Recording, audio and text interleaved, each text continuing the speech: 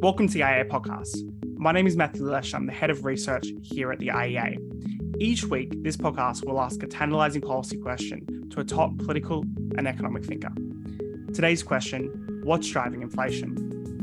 The Bank of England has increased interest rates to 1.75% in the biggest rise in 25 years. But at the same time, they're still predicting inflation, which is currently 9.1%, will reach 13% over the coming months, the highest inflation in many decades. To answer this question and a broader discussion about monetary policy, I'm joined by Professor Tim Congdon, IEA Economics Fellow and founder and chairman of the Institute of International Monetary Research and one of the world's leading monetary analysts. Tim, welcome to the podcast. Hello, thank you. It's very kind of you to ask me to do this. Thank you, I appreciate it. So Tim, last time we spoke back in January, I began by asking why inflation matters. These days, that seems all too obvious as we're all experiencing a diminishing quality of life as we see our prices go up much faster than wages. This has really led to a debate about what's causing inflation. Why have we got such extraordinary high levels of inflation, Tim? Okay, in the long run, the price level depends on the quantity of money relative to the quantity of goods and services. That's just basic theory.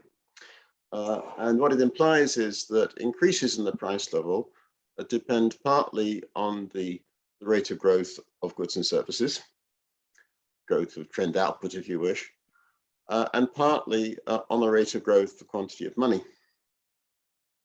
Now, the present situation is a very interesting one because some people are saying that the cause of the current inflation is a sequence of what they call supply side shocks.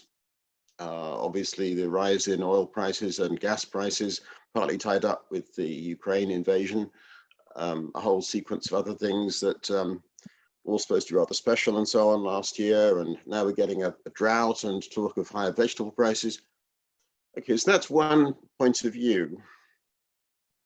And I don't deny, by the way, that these supply side influences can be relevant in the short run. But in the long run, the dominant influence is the rate of growth, the quantity of money relative to that of goods and services. And so the key thing is to look at what's been happening to money growth in the UK and elsewhere in the last few years. Now, in spring of 2020, the central banks reacted to the COVID crisis by very large-scale asset purchases. These asset purchases added enormously to the quantity of money. In the UK, the rate of growth of money approached 15% on an annual basis on two occasions in 2020 and 2021. In my view, that is the dominant cause of the current inflation. I don't deny that these oil price developments and price of vegetables because of droughts kind of thing, I don't know, that's part of the story. But if we look into the medium and long run, these things get ironed out. And trying to explain what's going on at the moment, it's the behavior of money and the conduct of monetary policy, particularly in 2020, that in my view, we must ask questions about, analyze, and so on. Can I just say before I finish that as soon as those announcements of these central bank asset purchases were being made in March and April 2020, I could see what they were going to do to the quantity of money, and immediately I warned about inflation. It's an application of the quantity theory of money, monetarism, if you wish. I warned immediately. Mm-hmm. And, you did indeed, Tim. Can I complete? Yeah, that won't be long. In fact, for about 9 months to a year, I was by myself. And the great consensus at that time was for medium-term disinflation. And what this means is the problem isn't just the central banks, the problem is with the economists. They have got some very bad ideas about how economies work. Of course, there are some exceptions, and the IEA does a brilliant job in bringing to light the right ideas. And so again, thank you for asking me to do this interview. Yeah, Tim, I was just about to say that you were very much on this bandwagon from early on. In fact, Wasn't a you might have bandwagon at the time, let me say. it wasn't much at all. I mean, back in June 2020, you wrote a paper for the IEA predicting the extremely high growth rates of Yes, money now being seen. Justin, in inflation, the next threat, question mark. Not a question mark any longer, but still. Exactly. Often the joke is if you put a question mark at the end of anything, the answer is no. But in this case, it was a resounding yes. I'm interested in unpacking this a bit more, though, because this is a point of contention. And if we listen to Andrew Bailey, if you listen to the pronouncements of the Bank of England, first they said, particularly last, they said inflation will be transitory. It's just a short-term blip when it did start appearing. Now they're saying, well, actually, we couldn't have seen this coming because it's got really little to do with anything we did. It's all about these external factors. It's all about the COVID-related supply chains. It's all about Russia, the invasion, and the increase in energy prices. According to their analysts, they claim something like 80% of it is caused by, or thereabouts is caused by these supply side factors. What's wrong with the modeling they're using, in your view, if that's not the cause? What's defunct about their worldview? What is their theory? Obviously you've hinted at the fact that you're a monetarist. This is a little bit complicated. I hope I get myself clear. It's obviously true that there are three ways of looking at national income. There's, you can add up all the incomes, and that's national output. And national output, you add up all the outputs, and then obviously output is acquired through spending, so add up all of the expenditures. So it's plainly the case, this basic national income identity, that income equals output equals expenditure. Okay, that's basic macroeconomics. So output is prices times quantities, and that's equal to wages plus profits. So then we can explain the movement in prices by looking at costs, okay? At looking at wage rates, what's happening to profit margins, what's happening to some extent to import costs. And that's essentially the Bank of England's model, and that's what they use to explain away what's going on at the moment. Now, this theory is valid in one sense, but it's very trivial, and it's not really a causal explanation. It's really an interpretation which looks basically saying that inflation is equal to the number of price increases. Well, we know that. To get to a causal discussion, you need to identify what's happening more generally. Now, what many economists do at the moment is to look at the labor market. So when there's low unemployment, that will tend to push up wages, that will tend to push up prices as well. It's then generalized the concept of the output gap, and there's a whole branch of thought called New Keynesianism, which has been dominant in central banks in the last, say, 10, 20 years, that has been tried to give a more elaborate, a more in-depth, more detailed discussion of the causes of inflation, which looks very much at the labor market, the output gap, and so on. In my view, that also is unsatisfactory. We need to think about two further things. The price level in any one country has obviously a relationship with the price level in other countries. And so you must have a theory that somehow connects the price levels in different countries. We also have got assets. There are asset prices. There are links between asset prices and the prices of goods and services. Now, the theory that links all these things together is the monetary theory. It's a monetary theory. So when in 2020 and early 2021, we had soaring asset prices, I did in fact, part of the alarm that I expressed in spring of 2020, I said there's going to be about 18 months of surging asset prices, and there was. You see, all these things are related. They all come back to the quantity of money. All of us, people, companies, financial institutions, we're constantly balancing our money holdings against our goods and services, against our assets, and we're only one country in a larger world, all right? Can I just finish off this comment by saying that the Bank of England is doing a dreadful job, an absolutely dreadful job. Not only are they bad in the decisions they've taken, their analysis is very poor. It's very poor. And they deserve to be really they need to kick up their part of anatomy from Parliament and media and so on. It's going on. I'm very pleased about it. They are doing a dreadful job and they must be criticized. They're not the only central bank doing a dreadful job. The Federal Reserve is also doing a dreadful job.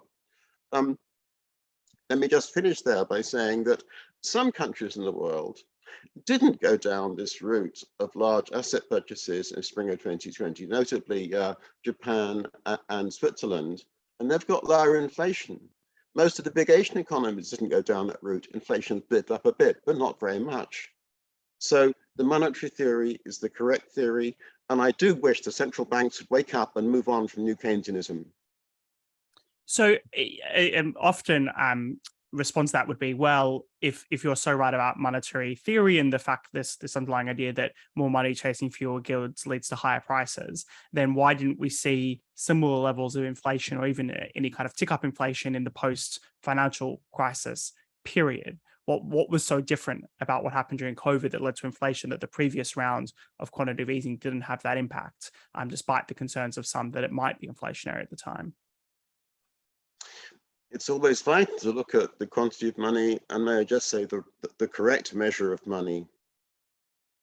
The correct measure of money in these analytical exercises is an all-inclusive measure, a broad money measure. I always use broad money, I never use narrow money, and the monetary base is something quite different from the quantity of money. In the period from 2008 to, I suppose, about 2013, 2014, varied between countries, you did indeed have these central bank asset purchases, so-called quantitative easing, and the effect of these operations, as in the recent past, was to increase the quantity of money relative to what it otherwise would have been.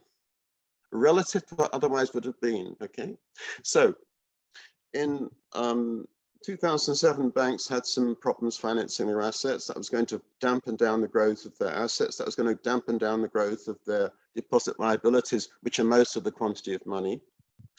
In autumn 2008, the banks were subjected to a new capital regime, had to have higher, more capital relative to their assets. That also caused them to some extent shed assets, certainly to stop the growth of credit. And that then also led to a reduction in the quantity of money, certainly a slowdown in the rate of growth.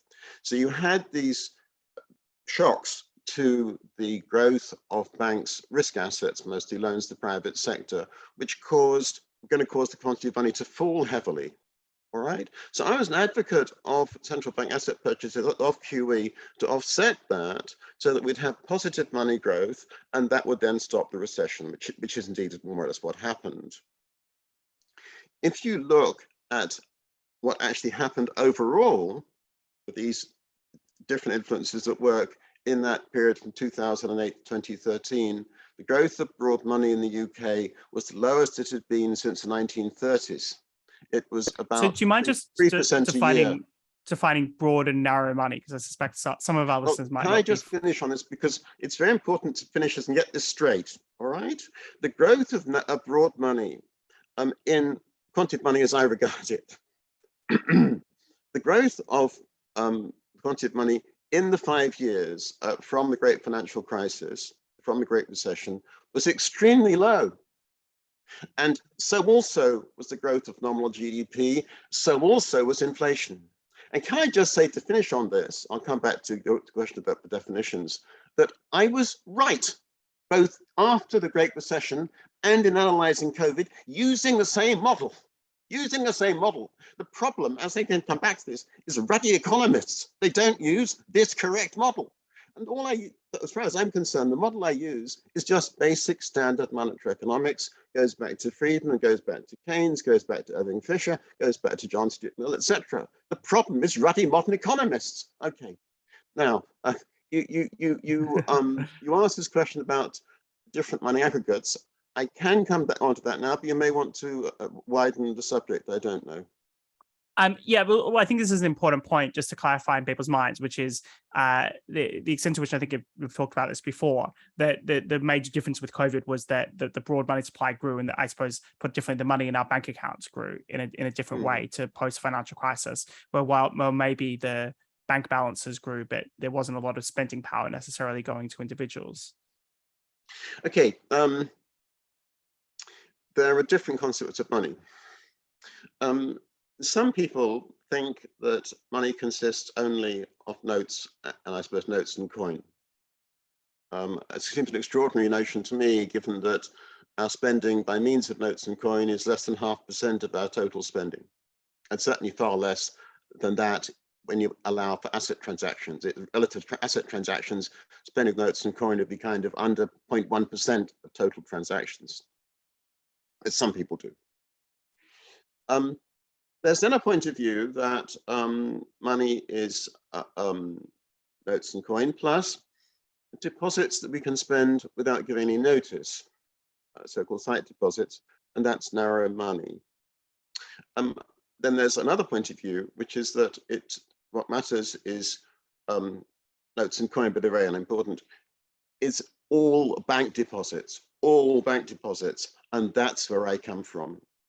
You see, the point is that we can change within our total money holdings, we can change the balance between the sight accounts, the current accounts on the one hand, and all our money balances just by switching between the money accounts. That has no effect on the economy.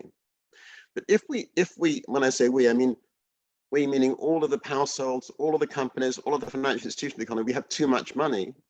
We can't reduce it by transactions between ourselves, because if I go and buy something from somebody else, money goes out of my bank account to their account.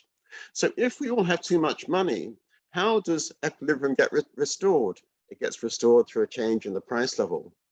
And this is a basic idea. It's why I always use broad money. Can I just say before I finish on this, we had a big debate about this in the 1980s. I was all through that period a supporter of using broad money.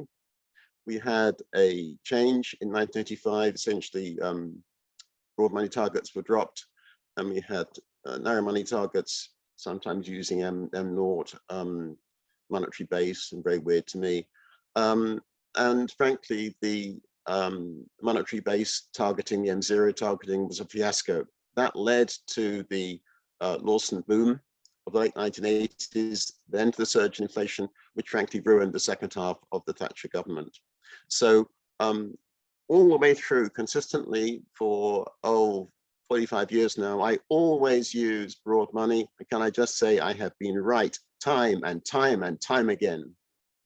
So you mentioned here also a little bit earlier about the failure of the Bank of England, both in terms of their analysis and in terms of their operations. There's been a little bit of discussion during the leadership campaign, particularly from Liz Truss, about this idea that we should review the Bank of England. Now, some people see that as a need to review their independence. Some people see that as a review to need to meet their target. What would you advocate in terms of, I suppose, addressing this underlying issue of the bank failing in this particular case? Well, it's clear that there has to be some examination of what the bank is doing. And possibly this will lead to legislation, I don't know. Let's just notice, first of all, that the granting of independence to the Bank of England and the inflation targeting regime has been a success overall. The average inflation rate in the period of the 2% inflation target has been 2%. But something has gone wrong. And I think, to me, the explanation is the problem of what's gone wrong is part of this sort of intellectual issue of do they believe in the quantity theory of money, or do they believe that money is relevant to anything? And actually, many of the banking economists don't think it is, but they're wrong. But there is this view there. It's also, some extent, a kind of constitutional issue, which is how the top people at the Bank of England are appointed. Now, the truth is that appointments are really under the control of the Treasury. And so this notion that the Bank of England is independent is kind of, well, for discussion, because actually the Treasury does control appointments. If you control appointments, you really control the organization. The Bank of England is also accountable to Parliament, and plainly, the Bank of England officials go in front of a parliamentary committee, which is obviously very good and necessary. But I think this whole question of should the Treasury be in charge of appointments to the bank, that also needs to be rethought. You may want to ask a question about this nominal GDP targeting. I'll leave that to you. Well, no, I mean, just a lot of people on the kind of free markets of economists are attached by this idea that rather than targeting the increase in prices of 2%, you target a nominal GDP increase of 5% or thereabouts as more or less the right expansionary setting, which should be deflationary in some circumstances and probably inflationary in other circumstances. Are you got much attachment to that alternative? I have no time for this idea at all. Let's just think about what we're trying to do. We're trying to have a good currency. How do we measure how we have a good currency? We look at an inflation index. I would actually prefer that we look at inflation is a result of increase in the price index. I would like us to have stable prices, meaning that we have stability of a price index. If you ask me specifically what I would do, I'd really like to have Bank of England being told that in a decade, prices mustn't rise more than 10%, 1% a year. And if they threaten to go much above that, then the job is in fact to reduce the price level back to where it ought to be. All right. And then the question is, how is reaching that target, which is legitimate final objective, ultimate objective, how is that improved by looking at nominal GDP? You tell me, I don't know. Look, we had through 2020 and through 2021, all these developments that were going on. Did they tell us about inflation in 2022? What's told us about the inflation risk was money. And it told us that within weeks of what the central banks had done. What we need is a framework in which, yes, there are instruments of policy, namely interest rates, and also crucially, funding operations, QE, QT, and so on. All right. Then also that's the instruments of policy. Then there's an intermediate target, and I still believe in money targets. Broad money targets, that's what I believed in all my life, all my 45 years, 50 years following this subject. I'm not changed, I was right. Can I just say on this subject that in the decade to 2019, we had growth of broad money in the UK averaging 3.8% a year, bang in line with Milton Friedman's suggested guideline back in 1959, which I still believe in, basically. What did we have in that decade? We had 2% inflation and stable growth through good recovery from the Great Recession. It worked. That is the right answer. Nominal GDP is a silly fashion. I'm totally against it. So just bringing us slightly back to the situation today, in terms of what can be done about the inflation that we have. The Bank of England predicted a quite extended recession, something like 5 quarters of recession coming up, and they're increasing interest rates. And there's talk about whether we should do tax cuts or handouts. What would be your policy response at the moment? And do you think that a policy response could prevent a recession at this point in time? The recession can't really be stopped. We have got overheated labor and product markets, and there needs to be a period when the overheating is removed by a period of beneath trend growth or falling output. To get inflation back down to 2% within a relatively meaningful time horizon, there has to be a recession. I'm sorry about that, but it's just how the economy works. You can't use fiscal policy to stop that, and it's a bad mistake to try to do so. Again, I've spent a lifetime, basically, well, at least a career, trying to get economists out of this rubbish about fiscal policy. Fiscal policy just doesn't work.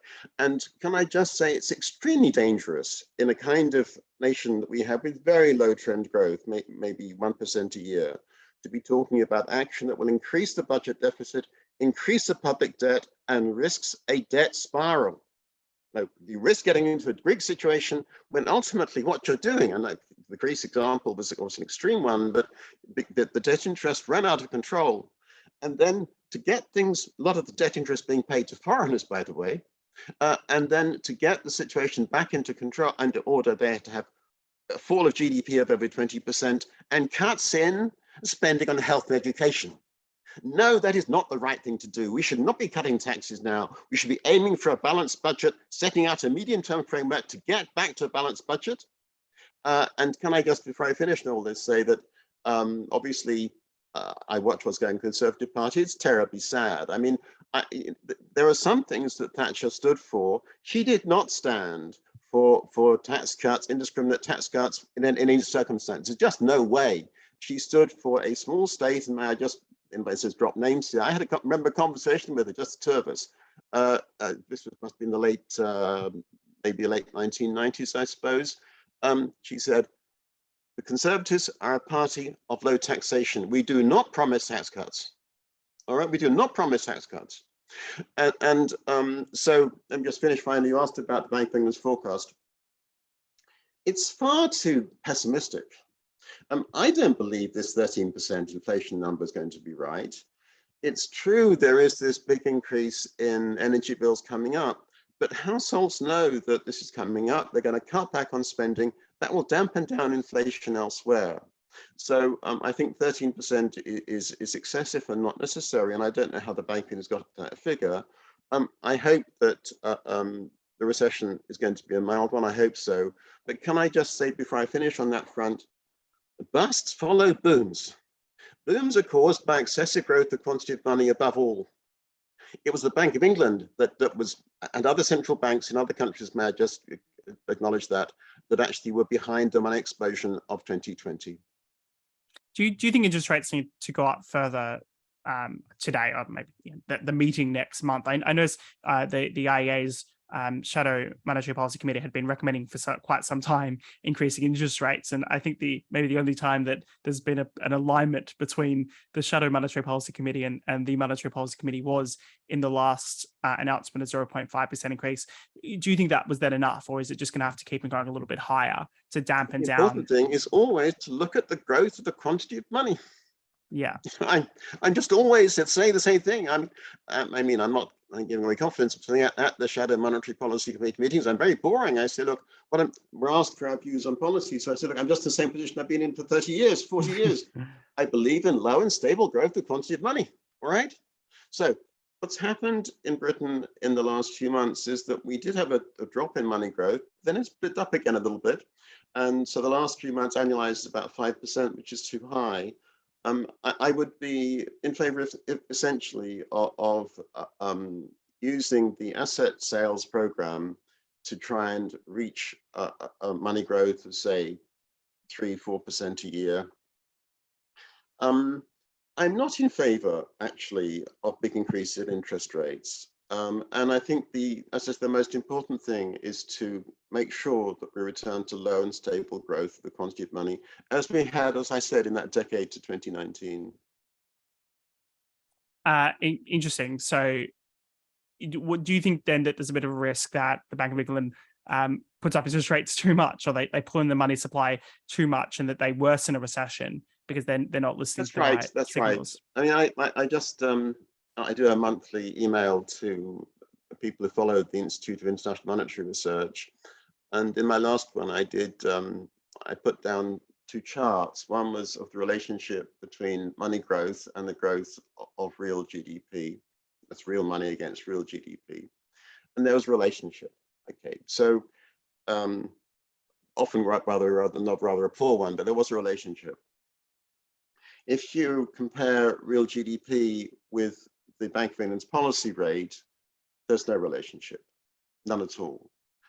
That may surprise you because, you know, economists kind of take it for granted that when interest rates go up, that dampens down growth. I kind of agree with that. But the nature of the relationship is quite weak and it varies over time. So to me, as I said, it's looking at money, which is much more important. And can I just say on this front that what I would advocate in present circumstances is to leave the inflation target alone, to leave the Bank of England's constitutional position alone. But I would add possibly just a new piece of legislation saying the Bank of England must keep the growth rate of broad money between 0 and 6% a year. If it goes outside that band, looking, say, at the 3-month annualized rate, it must explain what it's doing to Parliament. If this had been in place in spring and summer 2020, we'd have very soon got a signal something was going wrong. So another theory that's plodding around at the moment goes along the lines of, well, one of the key reasons we were in a deflationary period over the last few decades is because we managed to import the lower costs of goods production, particularly from China, and that helps explain why we're able to raise our living standards without a significant inflationary undertone. We're now in an era, some would claim, although I think you'd be skeptical to suggest that this is to some extreme, but people claim we're in some era of deglobalization, or at the very least, some level of disconnection with China and higher associated costs with doing business in China. And as a result, we're going to see, I suppose, a permanently higher level in goods prices that might feed through to a lower quality of life for people, effectively a reduction in people's spending power, but also then an increase in inflation. Now, I'm suspecting you're going to say, well, you only see the increase in inflation if the money supply is not right. But if there's issues on the supply side in the long run in the economy, is the impact then people are just going to be a little bit worse off? Matthew, I've got a bit of a cough, so I apologize for that. The rate of inflation depends on the rate of growth of money relative to the growth of goods and services. So the growth rate of goods and services does matter. And if you have, as China had for a decade, 15 years, a really fantastic growth rate of trend output, you can have 15% a year growth of money with little inflation. I'm in favor of globalization. I'm in favor of free trade. They have contributed to, because they've increased the trend growth rate of world output, they have contributed to dampening inflation. But by how much? I haven't checked the figure, but I think UK's imports from China would be less than 5% of GDP. Now, that's gone up over the years, over probably a period of what China liberalized beginning in the mid 1970s. So over a period of something like 40, 45 years, China's become more important. And how much each year do you think the growth of Chinese imports will have dampened down UK inflation? It's less than 5% of GDP today. It's taken in a process of decades. I suggest 0.1% or less than 0.1% a year. You might be able to counter argue to that, though, that although the UK is not a big importer directly from China, there could be some indirect benefits to the global economy that are disinflationary in terms of the overall cost of goods has been lower as a result of the fact that China has flooded the market with its no. Let's just be analytical, all right? We live in a world where some countries today have inflation of over 50% a year. They also import from China. They also have seen this growth of imports from China. Why have they got inflation over 50% a year despite these imports from China? Because of the growth of quantity of money. Matthew, can I just generalize this? All right. Globalization, how do we measure it? I suggest we look at the ratio of trade to output, world trade to world output. Now, that's been rising since the late 1940s. The particularly rapid growth of increasing that ratio of trade to output was in the 1960s and 70s, to some extent in the 80s as well. What was happening to inflation then? Taking off. If you did, I haven't done it in detail, perhaps I should do a paper about it. If you look at a chart of the world inflation rate against the ratio of world trade to world output, there's no relationship. I'm sorry.